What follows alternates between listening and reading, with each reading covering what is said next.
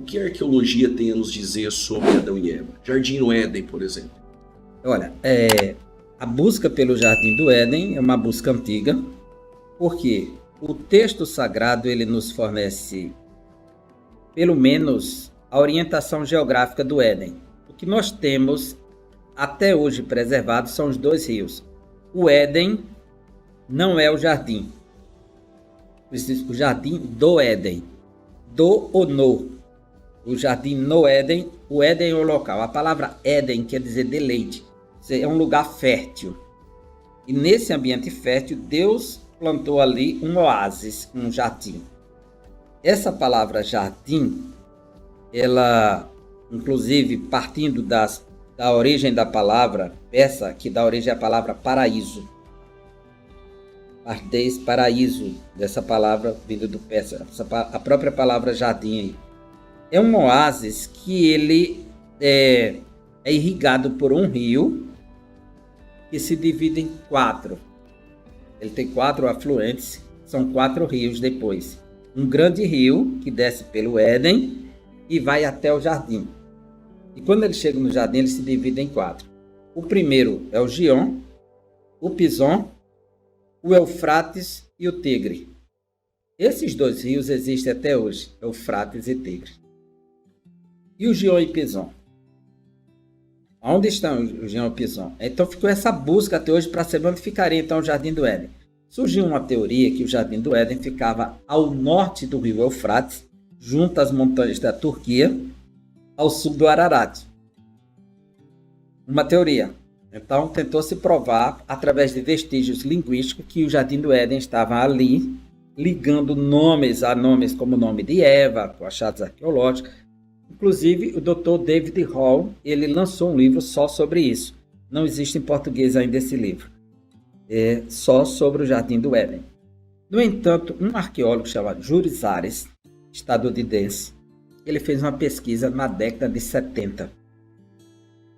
Fez fotossatélites daquela região da Mesopotâmia e o que ele identificou? Que no finalzinho da descida ao sul do rio Eufrates, vai se encontrando com o Tigre, tem o Golfo Pérsico, o atual Golfo Arábico, e na cabeceira ele encontrou 2 rios fossilizados, que circulavam para a direita e outro para a esquerda.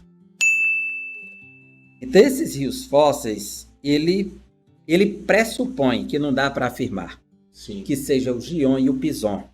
Logo, na cabeceira ali do Golfo Pérsico, ele identificou que não havia esse golfo no passado. Era um pequeno vale de muito luxo ali, da natureza, e dentro dele circulava o grande rio, ele entende, e que o Jardim do Éden estaria bem próximo naquela região. Então, não tem como provar de forma direta aonde está o Jardim do Éden, mas não dá para negar totalmente, porque lá está o Eufrates, o Tigre, e agora a presença de 2 rios fósseis que não se tem o nome.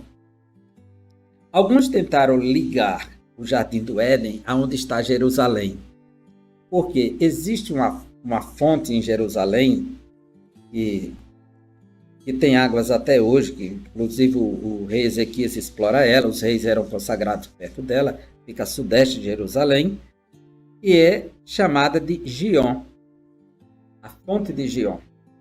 Então, alguns ligaram que o Jardim do Éden ficava na dimensão onde surgiu Jerusalém.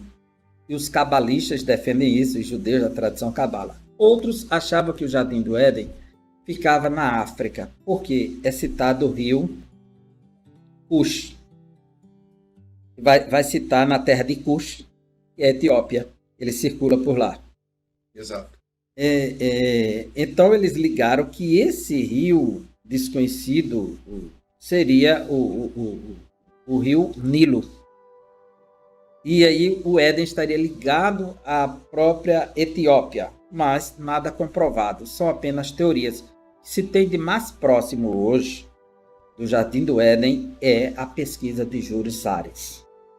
No entanto, o livro de Ezequiel diz que as árvores do Éden estão debaixo d'água, no capítulo 30.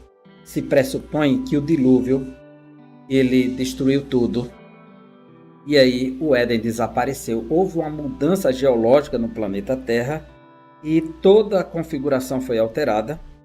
Então o Éden ele desapareceu totalmente.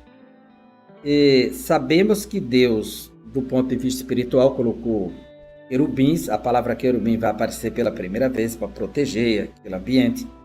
Mas tudo que você pensar da origem da humanidade em termos de desenvolvimento cultural, a ciência evolucionista ela coloca hoje a origem do homem na África. Começou colocando na Alemanha o homem de Neandertal.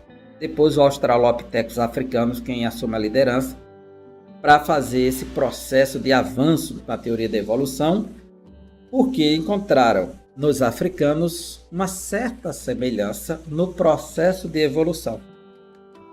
E a gente dá para ver até uma espécie de racismo nessa teoria, né? É porque essa ideia de ligar aos africanos e tal, o processo todo, e fazer algumas identificações ainda hoje. É muito sinuosa demais. No entanto, quando se fala de evolução cultural, não evolução biológica, do homem, a origem da civilização, a origem da roda, contagem do tempo, vai tudo para o berço mesopotâmico. A primeira cidade, berço mesopotâmico. Então, a Bíblia descreve acertadamente que o Jardim do Éden está na região do berço mesopotâmico. O que é o berço mesopotâmico? Chama de Mesopotâmia, que é um termo grego, é a grande planície que está dividida pelos rios Tigre e Eufrates. A palavra meso quer dizer meio, hipótamos, rios. Você tem a palavra hipos, cavalo, pótamos, rios, cavalo de rio, hipopótamo.